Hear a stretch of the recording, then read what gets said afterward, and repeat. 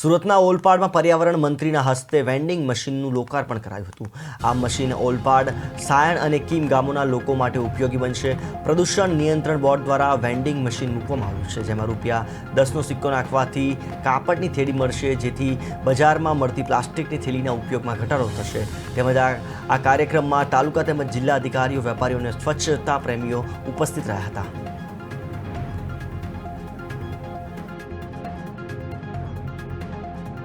આજે ઓલપાડ ખાતે પ્લાસ્ટિક મુક્ત ઓલપાડ બનાવવાના સંકલ્પ સાથે ઓલપાડ સાયણ કીમની અંદર જે વેપારી લોકો પ્લાસ્ટિકનો ઉપયોગ કરે છે, શાકભાજી વેચવાવાળા શાકભાજી વેચવાવાળા પ્લાસ્ટિકનો ઉપયોગ કરે છે, એનો ઉપયોગ ના કરે એટલા માટે અહીંયા અમે 3 સ્થળે વેન્ડિંગ મશીન મૂક્યા છે।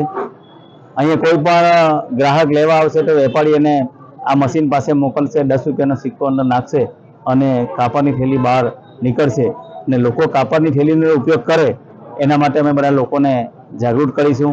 હાલ ઓલપાડ ગામે શ્રી હરિ ગ્રુપ દ્વારા ઓલપાડ ગામને પ્રદૂષણ મુક્ત બનાવવા માટે એક વેન્ડિંગ મશીનનું આયોજન કરવામાં આવ્યું હતું, જેનાથી ઓલપાડ ગામમાં જે લોકો પ્લાસ્ટિકની થેલીનું વેચાણ કરે છે તે સમગ્ર વેચાણ અટકી જશે અને ઓલપાડને પ્રદૂષણ મુક્ત બનાવવા માટે અગ્રેસર તમામ વેપારીઓ બન્યા છે। ત્યારે આ તબક્કે હું સમગ્ર ગામને અને સમગ્ર ગામના વેપારી મિત્રો અને તમામ જે કંઈ નાના મોટા સ્ટોલ દુકાનધારકો છે તેમને આ તબક્કે એ વેન્ડિંગ મશીનનો વધુમાં વધુ ઉપયોગ કરી પ્લાસ્ટિકની થેલીનું વેચાણ પર પ્રતિબંધ મૂકવા માટે આગ્રહ